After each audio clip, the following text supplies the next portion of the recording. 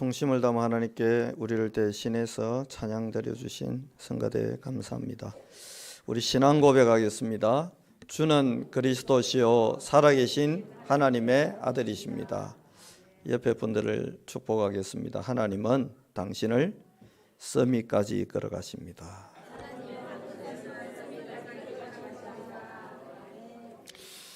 이번에 아시안 게임이 있었는데 안세영이라고 참 조그만한 친구가 참 대단하다.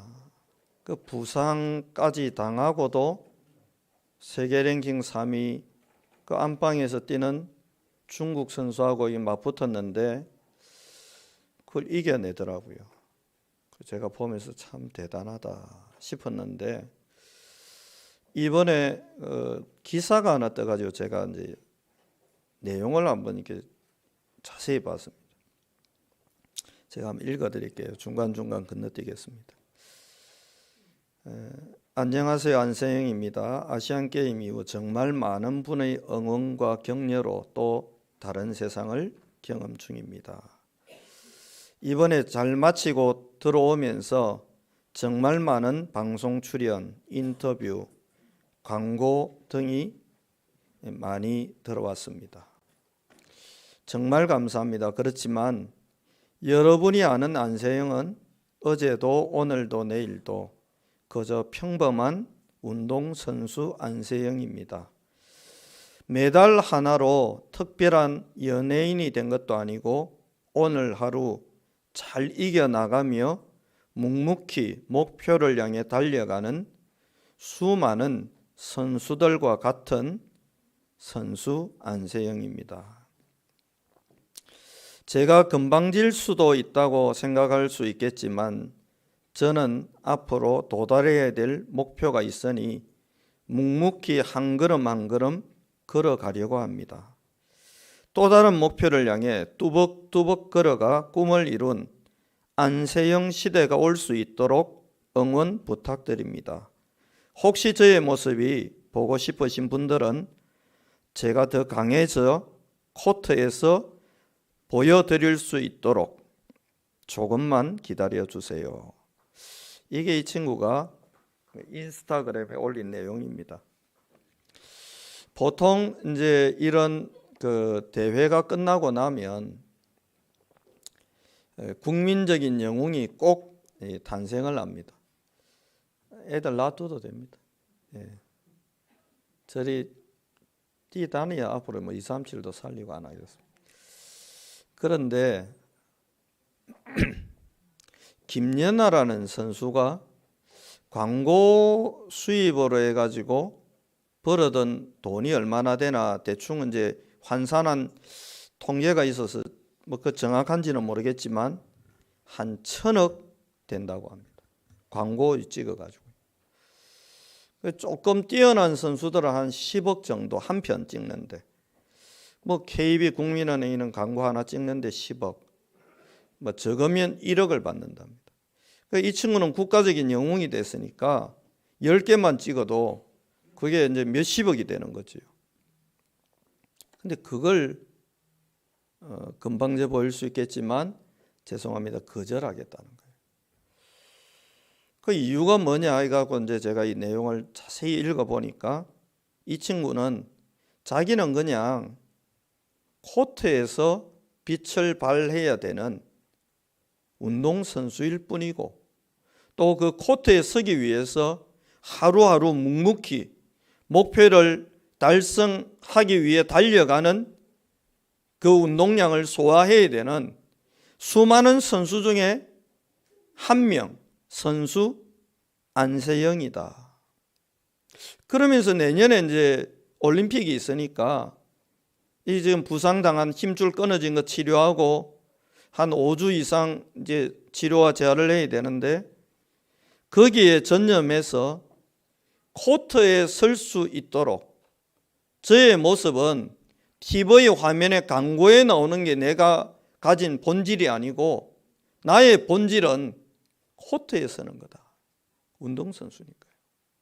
그러니까 내가 이 글을 탁 읽는데 참 멋있다.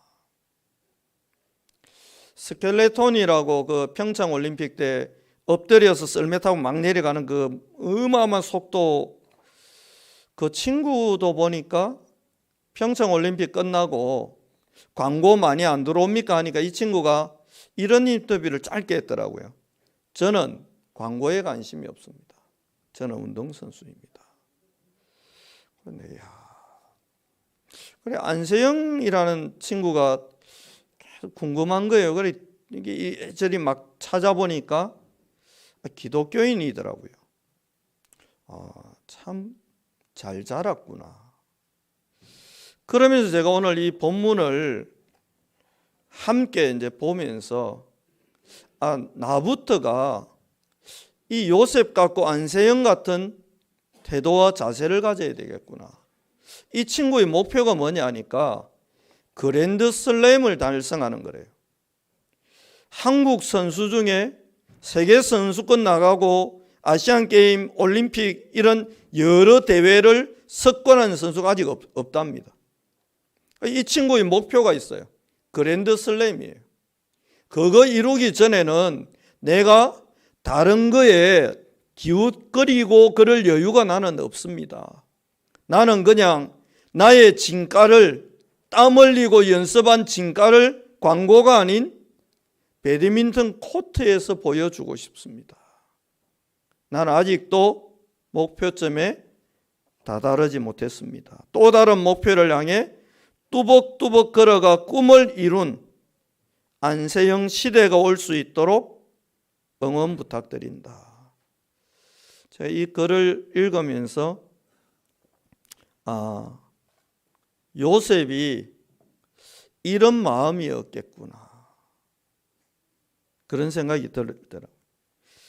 오늘 새벽에 좀 일어나가지고 설교 이제 정리하고, 이게 원래 이제 초고 설교 원고고요. 초고라기보다는 이제 최종적인 원고였는데 기도하면서 원고를 다시 좀 다듬어 봤습니다. 이렇게 된 이유가 참 멋있는 길이구나, 이 길이. 그러면서 제가 하나님의 성품을 한번 쭉 살펴봤습니다. 일에 대한 하나님의 성품은 어떻습니까? 천지를 창조하는데 여러분, 우리가 별똥별이 떨어지는 걸 봐도 그날 특별히 많이 떨어진다, 혹은 개기일식이 있다, 월식이 있다 하면 전부 관심을 갖고 보잖아요. 그것만해도 대단한데 하나님은 6일 동안의 창조 사역을 단 한순간도 쉬지 않고 뚜벅뚜벅 걸어가시면서 완성을 딱 하시고는 마지막 7일째 안식하신 장면을 보게 됐습니다. 하나님의 성품이 이런 거구나. 조금 만족스러운 성과와 결과가 나오니까 좀 쉴까?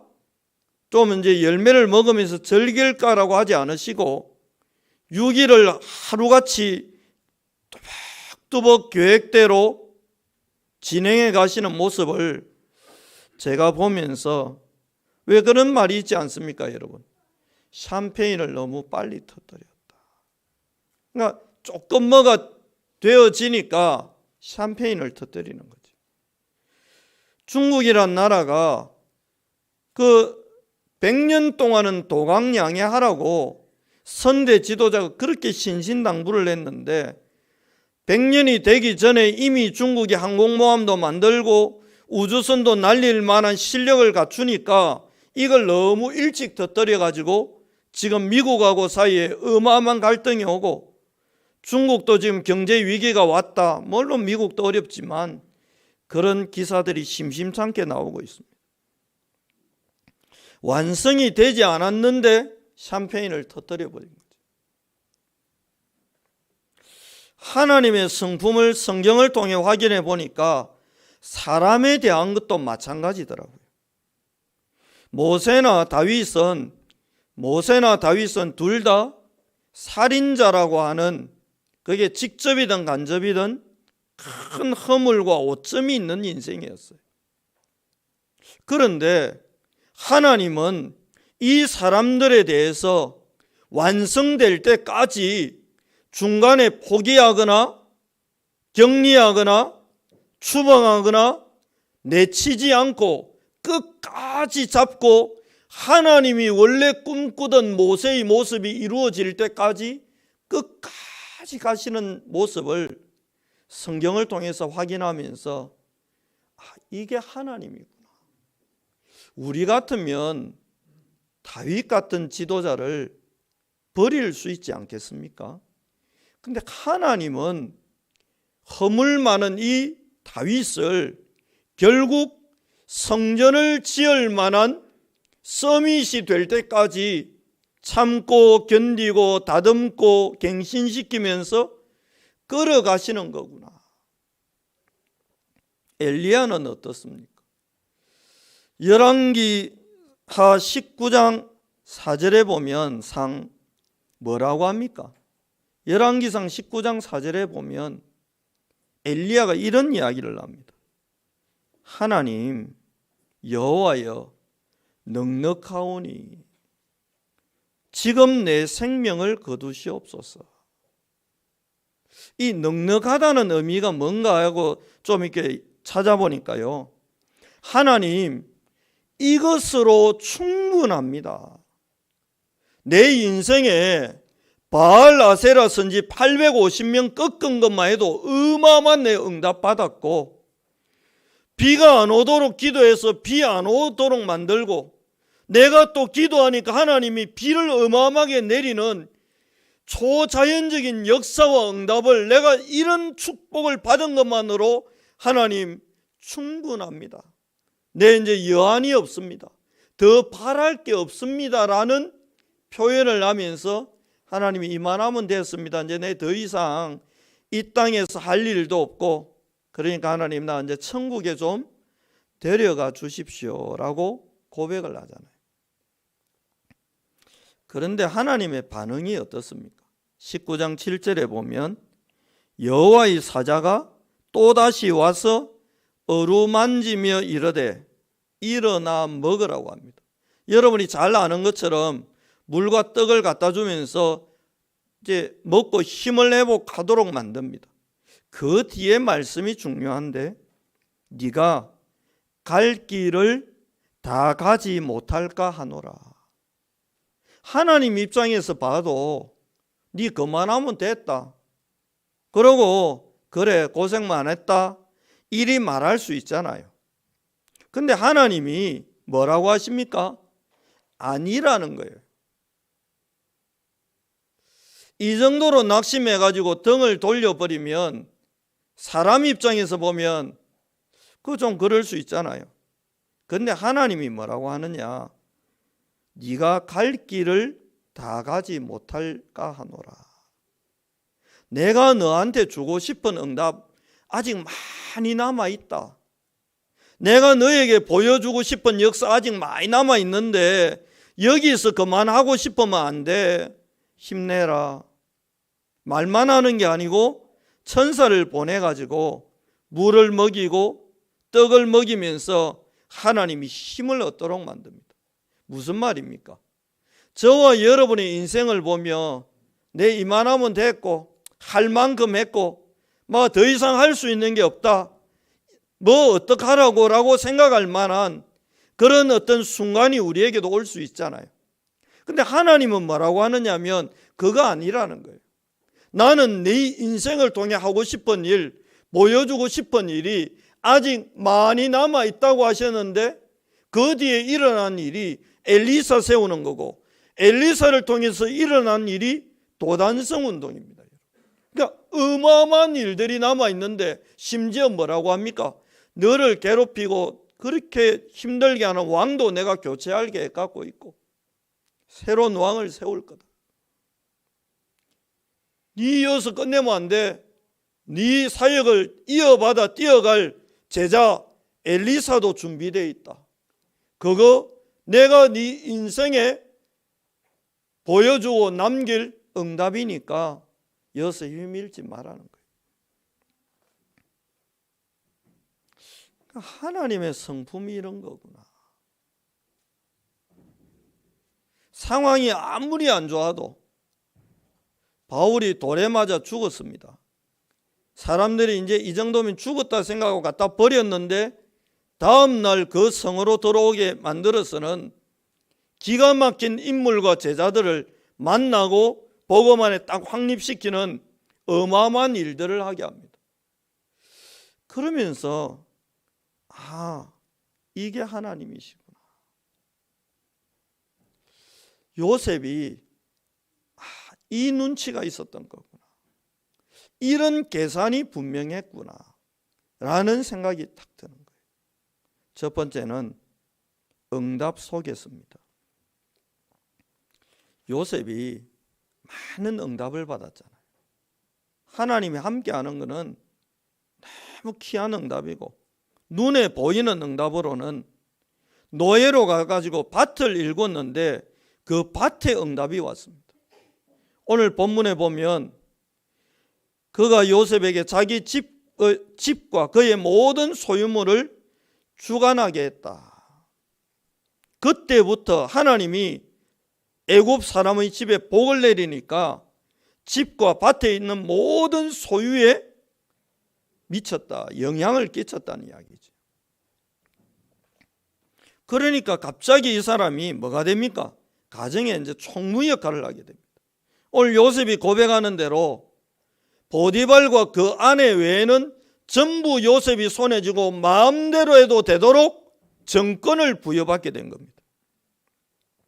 여기에 뭐까지 덤으로 찾아왔습니까? 보디발 아내가 요셉 인생의 뒷배가 되어주겠다, 내가 네 배경이 되어주겠다고 유혹하는 장면까지 나옵니다. 이게 유혹이라는 측면도 있지만 노예 입장에서 보면 어떤 생각이 들겠습니까? 보디발의 아내면 귀족 집안의 딸일 거 아닙니까? 저 대단한 여자가 나를 뭐한다? 유혹한다 이전에 저 여자가 나를 인정하네? 그러면 자기도 모르는 사이에 어깨 힘들어가고 어깨 쫙쫙 펴지고 할 만한 지금 모든 상황이 그렇게 지금 세팅이 된 겁니다. 이때 만일에 이 응답에 요셉이 취해버렸다면, 여기에 휘말려 가지고 흔들려 버렸다면 어떻게 되었을까요? 제가 목사니까 목사들이 느끼는 이 성취감이라는 거 뭐 별거 없거든요. 교회 좀 늘어나고, 교인 이래가 뭐 재정 좀 늘어나고, 그래 뭐 교회 힘 좀 생기면 하고 싶은 게 별게 없습니다. 땅 사고 교회 짓고 싶은 거예요. 그게 이제 욕구거든요. 그러니까 안디옥 교회를 보면 이걸 뛰어넘은 거예요. 바울도 그렇고 그 목회자들이 여기다가 막 좀 수만 명 모일 만한 교회 짓고 힘 생겼으니까 이런 거 좀 해보자. 왜요? 죽을 때 남길 게 그거밖에 없어요. 그 목사님들이 주로 이제 교회 오래 목회하고 은퇴할 때쯤 되면 큰 교회에서는 기념으로 내는 게 있습니다. 설교집. 그러니까 목사님이 지금까지 우리 교회에서 설교했던 거 이걸 책으로 만들어 가지고 전집으로 만들어 가지고 이제 어찌 보면 좀 교인들이 강매 비슷하게 해가지고 가지도록 하죠. 사도록. 그게 이제 마지막 남는 거예요. 그럴 수 있습니다. 그게 뭐 나쁜 것도 아니고. 그런데 이 안디옥 교회를 보니까요, 그 유혹을 뛰어넘었던 거예요. 이만하면 됐고 자화자찬할 만하고, 뭐 애들 말로 하면 자뻑할 만하잖아요. 예쁜 여자들은 거울 보며 스스로 막 감탄한다면서요. 이렇게 아름다울 수 있냐고. 그게 자뻑 아닙니까, 여러분? 보디발 아내가 나를 인정할 정도냐? 내가 노예로 시작했는데 역시 이 여자 사람 보는 눈 있네. 뭐 유혹을 받아들이고 말고 그거는 나중 문제고요. 이야, 진짜 내가 괜찮은 사람인가 봐? 이런 생각을 할 수 있잖아요. 실제로 손 대는 것마다 성공해 버리니까 주인이 전부 맡길 정도면 끝난 거 아닙니까? 이번에 경남은행에 보니까 몇 천억 횡령을 했는데 이 직원한테 오랜 세월 그 뭐 대출하고 상환하고 여신하고 이런 업무를 맡겼나 봐요. 처음에는 조금 횡령했대요. 나중 돼 가지고는 인감을 아예 위조해 가지고 친구하고 이 손을 잡고는 위조해 주고 그거 들고 친구가 와가지고 은행 창구에서 돈 빼내고 그러다 보니까 이게 몇 천억이 돼버렸어요. 은행이 인정하고 은행장이 인정하고 직원들이 인정하고 하니까 이 사람이 자기도 모르게 교만해진 거죠. 겁이 없어지면서 이상한 짓들을 하기 시작한 거예요. 그래서 친구 2명이 다 구속됐더라고요. 저와 여러분의 인생에 기준선이 있어야 되는데 눈에 보이는 응답이 기준이 되면 나도 모르게 진짜를 놓치게 돼요. 저와 여러분 하나님 자녀입니다. 안세영이라는 이 선수가 저는 그저 한 명의 선수일 뿐입니다라는 이 고백, 참 중요한 고백인데 저는 목사 이전에 하나님의 자녀일 뿐입니다. 저와 여러분이 혹시 현장에 엄청난 전도의 결과가 앞으로 주어진다면 그것은 성령의 인도와 성령의 역사의 결과일 뿐입니다. 혹시 우리 교회에 대구 시내 최고의 거부들이 만들어지고 길러진다면 그것은 하나님이 꿈꾸는 안디옥 교회를 통해 세계 선교하라고 주신 축복의 일부일 뿐일 겁니다. 그렇다면 본론 2번째, 요셉의 이 기준이 뭐였을까요? 무엇 때문에 요셉이 이런 응답의 난리 속에서도 교만하지 않고 헛다리를 짚지 않고 살 수 있었을까요? 그것은 원본을 제대로 보는 묵상의 시간이 있었기 때문이라고 저는 생각합니다. 하나님의 원래의 꿈은 한 집의 총무가 아닌 애굽 전체와 전 세계에 영향을 주는 결과로 보니까 총리 자리에 앉혀서 애굽 왕에게 영향을 주고 애굽 전체에 영향을 주고 전 세계에 영향을 주는 인물로 하나님은 키우고 싶었던 거고 끌어올리고 싶었던 것입니다. 그 정도에서 하나님이 끝낼 일이 아니었어요. 그게 하나님의 원판이었어요. 바울을 부를 때 하나님은 안디옥 교회에서 담임 목사하고 거기서 축복을 누리고 살다가 죽는 게 아니고 이스라엘과 이방인과 그 당시 황제 가이사 앞에 설 만한 응답의 길을 예비해 놓으셨던 것처럼 저와 여러분의 인생을 향한 하나님의 꿈, 이 원본과 원판을 우리가 놓쳐버리면 저도 그렇고 여러분도 그렇고 우리도 모르는 사이에 작은 응답에 취해서 오두방정을 떨 수도 있고 어른들이 그런 이야기 하더라. 야들아 깨춤 추지 마라. 그럴 수 있지. 하나님의 원래 계획은 뭡니까? 보디발 집이 아닌 전 세계에 영향을 줄 애굽 왕궁을 통해 세계를 살리는 겁니다. 하나님의 원래 가진 숨은 계획은 뭡니까? 보디발 아내 정도의 배경이 아닙니다. 보좌의 배경을 가지는 게 하나님의 원래 계획입니다. 사소한 이런 축복이 아닌 237 나라에 영향을 주고 증거를 전달할 만한 절대 응답을 받을 그 축복이 요셉에게 주어질 응답입니다. 저와 여러분에게 의식주의 축복이 필요하지요. 그래서 제가 그런 생각이 들더라고요. 설교를 준비하면서. 우리 손이 2개 아닙니까? 목사도 먹고 살아야 되니까 사례를 받아야죠. 근데 내가 이걸 2 손으로 꽉 쥐면 되겠습니까?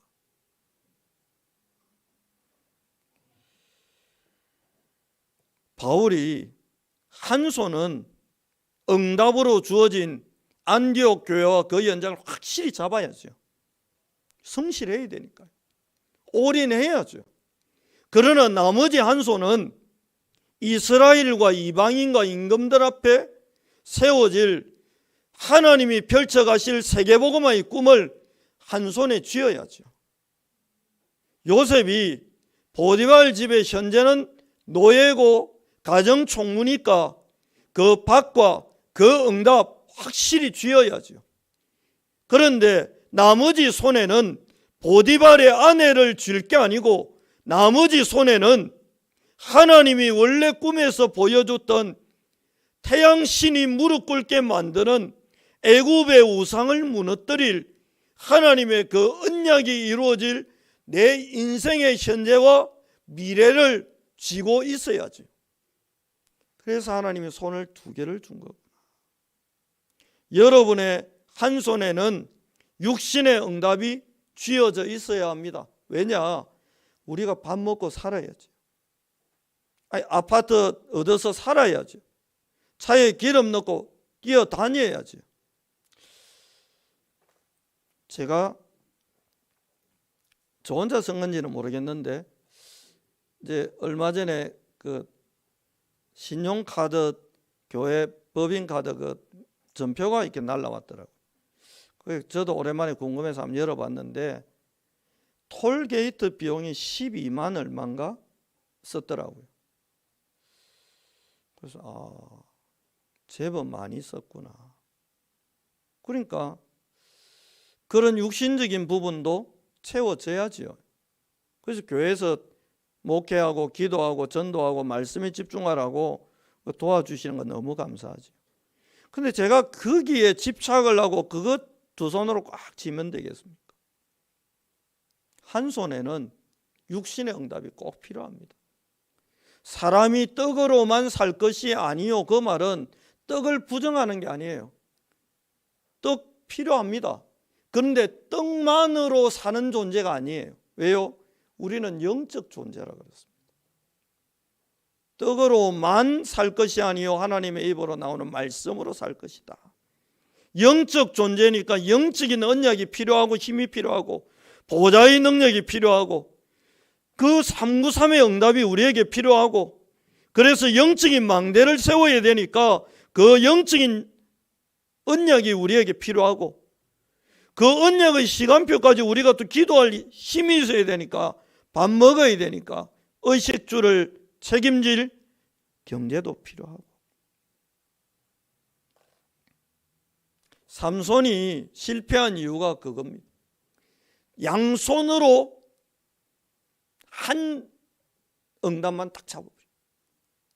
이 남자가 얼마나 대단했습니까? 우리 인기가 치솟죠. 이러니까 그 예쁘지만 악한 여자가 유혹을 안 합니까? 그 넘어가 가지고 이 여자만 꽉 쥔 겁니다. 어찌 됐습니까? 눈알이 뽑혀. 하나님 눈알을 뽑히는 그 재앙 속에서 하나님 뭘 회복시킵니까? 한 손에 육신의 응답이 있어야죠. 아니 결혼도 해야 되죠. 한 손에는요.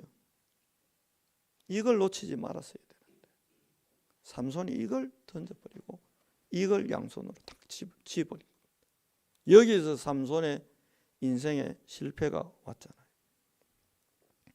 근데 요셉이 참 귀한 거는 그 유혹 앞에서 나머지 한 손은 하나님을 잡았다는 겁니다.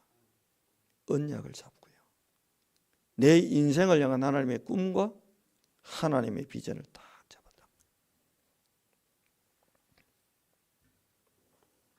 저와 여러분이 이런 축복의 사람임을 꼭 아시고 우리 교회도 마찬가지입니다.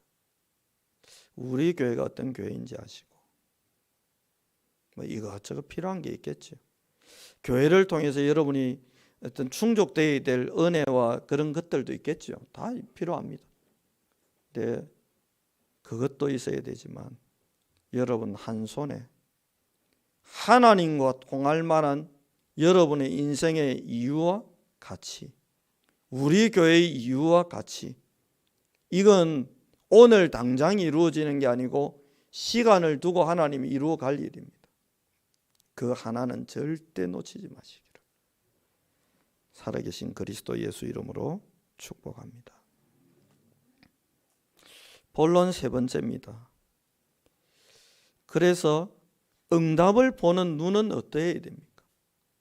저와 여러분이 결승선을 통과하기 전에 오는 응답들에 대해서 어떤 자세와 또 태도를 가지면 되겠습니까? 첫 번째는 감사하는 겁니다. 감사해야죠. 제가 매달 교회에서 사례를 주시는데 생활하라고 그걸 이것밖에 안 주나 혹은 뭐 당연한 거 아이가라고 생각하면 제 마음이 병든 거죠. 감사해야 돼요. 여러분 집안에 냉장고가 가득가득 찰 때도 있겠지만 그저 한 끼 한 끼 겨우 해결될 때도 있을 거 아닙니까? 넘칠 때든 부족할 때든 간당간당할 때든 언제든지 우리에게 필요한 게 뭐냐? 감사하는 거죠. 범사에 감사하는 겁니다. 이 감사가 사라지면 사단이 우리 마음에 탐욕을 집어넣습니다. 열등감과 비교식을 집어넣습니다. 저 사람은 저리 복받는데 하나님이 내한테는 뭐 하시노? 그거는 뭘 놓친 겁니까? 하나님이 나와 이루어갈 그 미래의 언약을 놓쳐버리면 자꾸 비교하게 되는 거지. 다른 교회 장로님들은 이런 것도 하고 저런 것도 해준다는데 우리 교회 장로님들은 뭐하노? 이런 유혹에 목회자들이 쉽게 넘어가거든. 그러면 장로님들은 무슨 생각하겠습니까? 그 목사님은 이렇게 훌륭하고 저렇게 훌륭하다는데 우리 목사님은 왜 이렇노? 그리 되면 교회는 뭐가 되지요? 그렇지, 진짜 지옥이 되는 거죠. 저와 여러분에게 응답을 터부시할 필요가 없어요. 뭐 가정총무 이런 거 나는 뺄 거 아니다. 그것도 웃기는 이야기잖아. 하나님이 주신 응답이니까 그 감사하고. 두 번째는요, 감사하되 응답에 빠지거나 거기에 닷을 내리버리면 이게 좀 곤란해지는 겁니다. 하나님이 다윗을 왕으로 세우겠다고 약속하셨잖아요.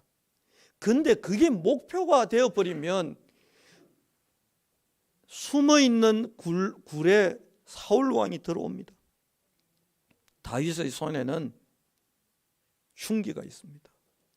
왕이 목표면 아멘 감사합니다. 드디어 사울 왕을 죽일 시간표가 왔네. 죽여버리면 되잖아요. 근데 그게 아니에요. 그게 아니에요. 왕이라는 그 목표에 이르기 위해서 달려간 다윗이었으면 죽여버리면 되잖아요. 근데 이 다윗이 어떻게 합니까? 사울 왕이 죽었다는 소식을 듣고 펑펑 웁니다. 이게 이 사람의 가치고 그러신 것 같아요. 저와 여러분이 제가 하나님 앞에서 늘 생각하는 것 중에 하나가 그겁니다. 우리 교회를 안디옥 교회로 만들 거다. 하나님 만드실 거니까 나는 그 올인할 거다. 근데 하나님이 늘 환기시키시는 게 있어요. 김 목사, 안디옥 교회는 목표가 아니야. 안디옥 교회를 통해 마게도냐 살리고 로마 살리는 게 목표지 안디옥 교회 만드는 게 목표가 아니야. 김 목사 큰 교회 하나 지어가지고 남기는 게 목표가 아니야.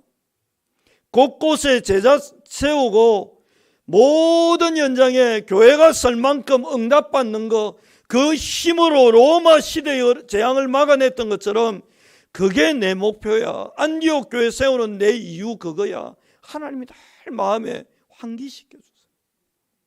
그래서요, 목사로서 가질 당연한 욕구와 욕망을 내려놓도록 하시오.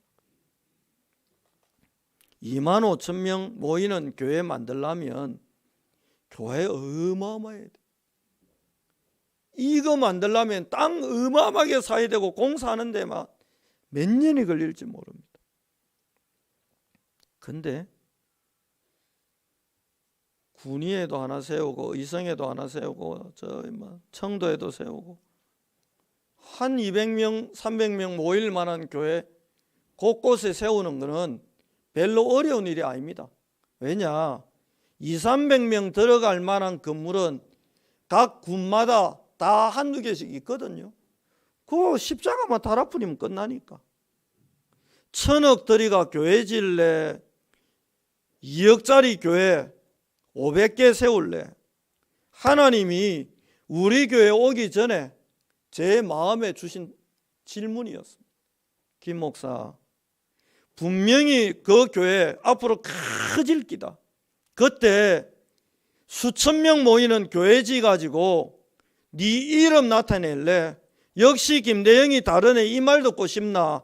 아니면 대구 주변의 모든 지역 살릴 사도행전의 그 응답, 마게도냐의 축복받는 교회 세우는 게 좋겠나? 네 한번 생각해봐라. 그게 하나님이 저에게 하신 질문이었어요. 가만히 생각해 보니까요, 그게 맞는 거예요. 53살에 제가 우리 교회 왔습니다. 그래가 한 60대 가지고 한 2,000명 모이는 교회 됐다고 생각해 보죠. 이래 가지고 이제 교회 더 크게 지어야 되겠다. 전 당회원이 합심하고 막 집 팔고 막 숨겨놓았던 땅 팔고 해갖고 막 돈이 한 1,000억 현금이 됐다 생각해 보자. 그러면 당연히 저부터도 은평교회 그래 한 번만 이름 한번 내보자. 내부터도 그러고 싶지 않겠습니까? 아니 죽을 때 그래 뭐 내가 가고 싶지 않겠습니까? 그러니까 하나님이 첫 판부터 딱 마음 정하게 하시는 거예요. 김 목사, 내 목표는 그거 아니야. 니는 웃자고 싶노? 그래서 제가 하나님께 동의했죠. 하나님 좋습니다.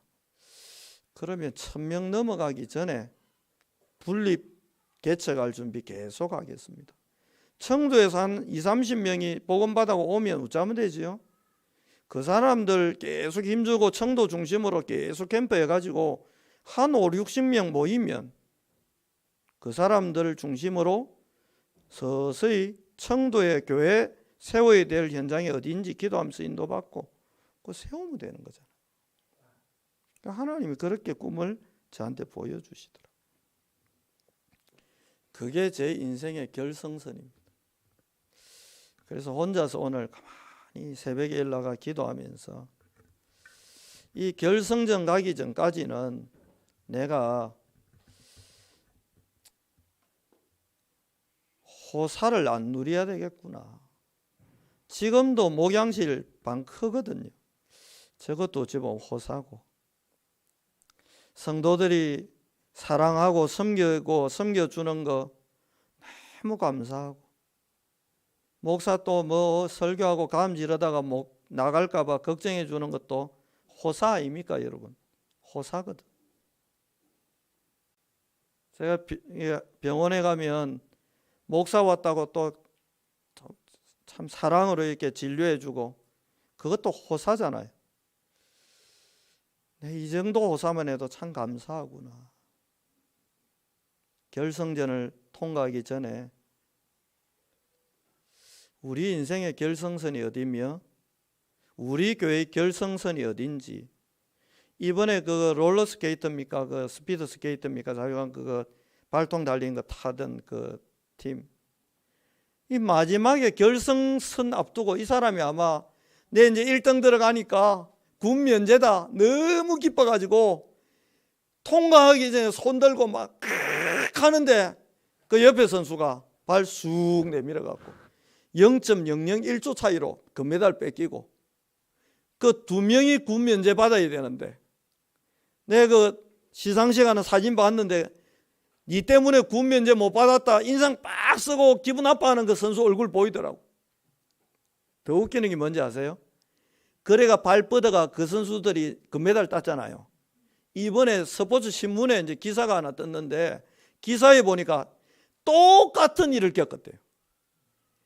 발 내밀어가 금메달 딴 이 선수가 다른 대회 나가가지고 결승선 통과하면서 가기 전에 손 부쩍 들어 따라오던 선수 발 쑥 내밀었대요. 그래 똑같은 일을 대치게 당했다고 기사 떴더라고요. 그래 아이고야 이 교훈이 없구나 이 친구가 싶다. 저와 여러분이 이번 한 주일 동안 여러분의 인생의 결승선이 어디일지 한번 잘 점검해 보시고 정리해 보시고 저도 하겠습니다.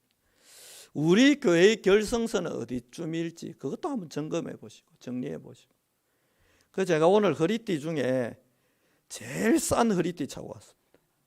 집에 선물 받은 비싼 허리띠도 있고 한데 사실 참 분의 겨울만큼 좋은 허리띠를 제가 옛날에 미국에 캠프하고 왔더니 그 장로님이 너무 은혜 받았다고 국제 배송으로 해가지고 보내오셨어요.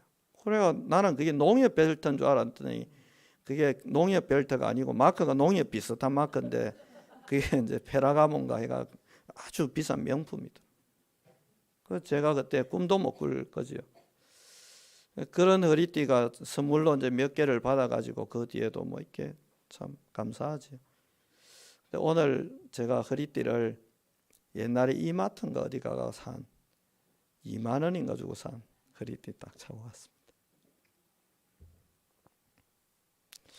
여러분의 인생과 우리 교회의 결승선은 어디일까요? 잘 점검해 보시고 사단의 말에 속지 마시기 바랍니다. 이만하면 됐다. 최선을 다했지 않나. 그만하면 되지 얼마나 더 하노? 그거는 우리 힘이고요. 하나님이 하실 일이 남아 있습니다. 신명기 34장 1절로 7절을 제가 묵상하면서 그런 생각이 들었습니다. 7절에 보면 하나님이 모세에게 가나안 땅을 탁 보여줍니다. 그러고는 모세를 이제 데리고 가시죠. 마지막 장면이 그렇게 나옵니다. 그 제가 보면서 참 감사하다. 120세가 됐는데 눈이 쇠하지 않았다라고 되어 있거든요. 그 무슨 말입니까, 여러분?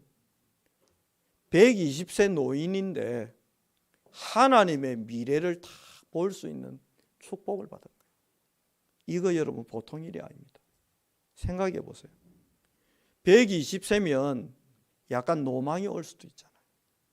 치매 올 수도 있잖아요. 근데 120세 노인 모세의 눈에 하나님이 네 천국 오고 나면 네가 키운 그 제자들 데리고 내가 저 땅 내가 정복하게 할 거야. 잘 봐라. 120세 노인에게 하나님이 하나님의 미래를 세밀하게 보여줍니다. 오늘 점심 식사하시고 신명기 34장 1절로 7절 한번 봐보세요. 그 지명하고 이게 여러 개가 탁탁탁탁 계속 나옵니다. 이걸 잘못 보면 네 저 땅도 못 밟아고 죽게 생겼으니까 억울하지 이렇게 볼 수 있는데 제 눈에는 그렇게 안 보이는 거예요. 아, 소천하기 전에 하나님은 이 모세의 노년을 이렇게 축복하셨구나. 결론입니다. 그래서 제가 요셉을 보면서 이 요셉이 참 복 많이 받았다 싶은 거예요. 다음 주에는 이제 이 부분은 건너뛰고 또 본문을 볼 건데요. 여러분 한번 생각해 보세요. 원래 요셉 주특기가 뭡니까? 고발하는 정신이 투철한 사람. 아버지 형들이 이래 해가지고 양 빼돌리고 양 잡아먹고 오리발 내밀고 지금 이상한 짓 합니다. 고발 정신이 투철한 아주 틈만 나면 고발하는 이 보디발 아내가 한 번 유혹하고 끝낸 게 아니고 그 후에 그의 주인의 아내가 동침하기를 청했다. 여기 보면 거의 날마다예요. 실제로 10절 여인이 날마다 요셉에게 청하였으니 그러니까 매일 유혹하는 거잖아요. 그러면 주인 보디발한테 가가 원래 체질대로 여자 잘못 만났다고 막 이상한 여자라고 막 녹음해가지고 녹은 게 없었겠지만 요즘 시대로 말하면 녹음해가 막 매일 일합니다. 10일치 녹음 딱 해가지고 딱 들려주고 이상한 여자입니다. 고발하고 막 할만한데 요셉이 안 합니다. 그래서 제가 복 받았구나 이 사람. 뭘 뛰어넘었지요? 체질이 바뀐 거예요. 여러분과 제가 앞으로 한 3년 동안 이 응답을 받게 되기를 저도 소원하고 여러분에게도 그 축복이 있기를 바랍니다. 목사님, 내 원래 그런 사람인데요. 원래 그 사람은 창세기 3장에서 나온 사람이잖아요. 원죄에서 우리 태어났으니까. 원래 그거는 내 거 아니라 생각하시면 돼요. 베드로 원래 묵겠다 누가 그거 말고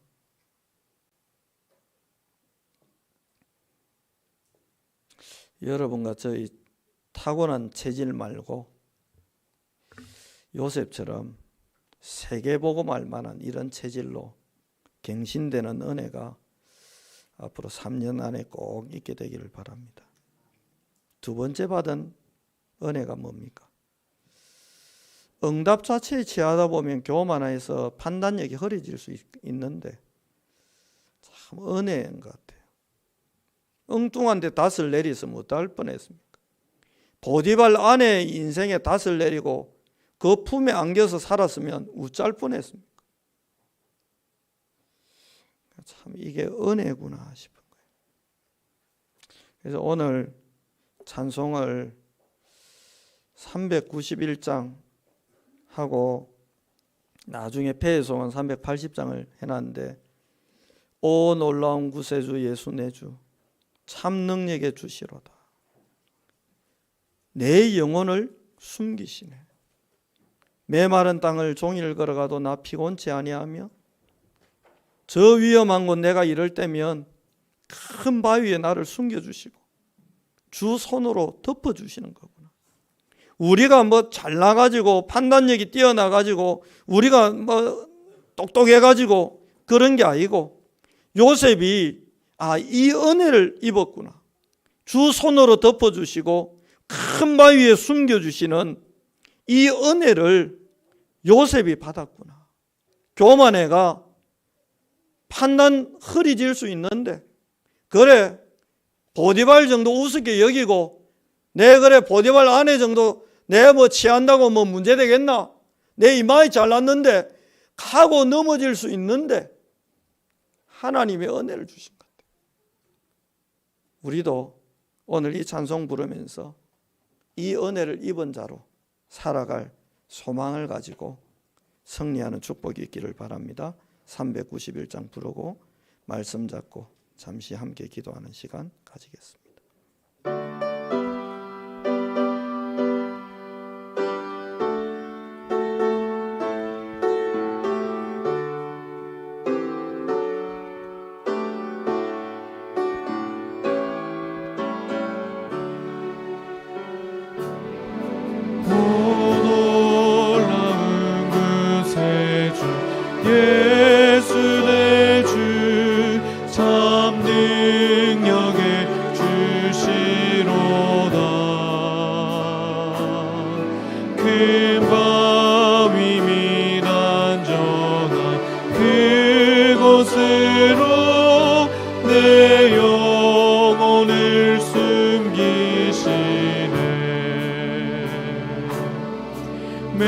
메마른 땅을 종일 걸어가도 나 피곤치 아니하며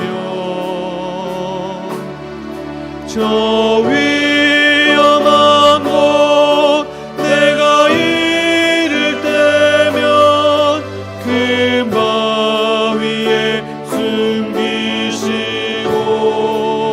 숨기시고 주 손으로 덮으시네. 오 놀라운 구세주 예수 내 주 내 모든 짐 벗기시네.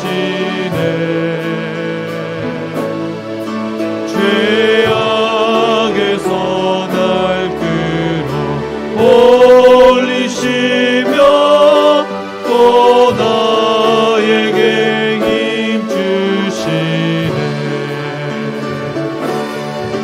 메마른 땅을 종일 걸어가도 나 피곤치 아니하며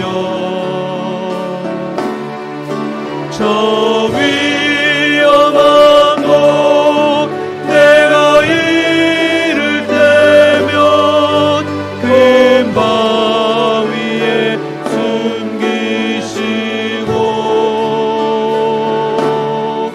주 손으로 덮으시 성량 못할 은혜로 측량 못할 은혜로 채우시며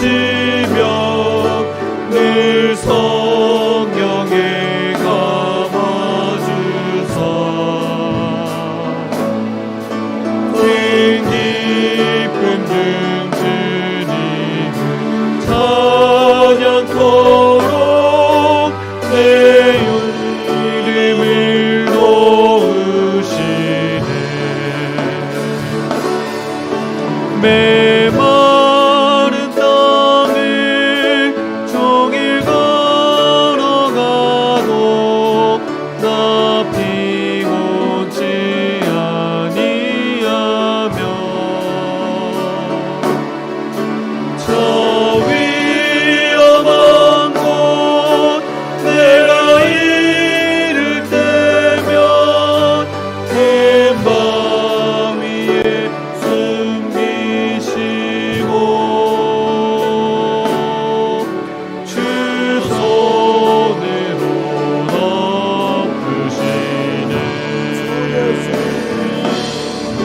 주 예수님 공중에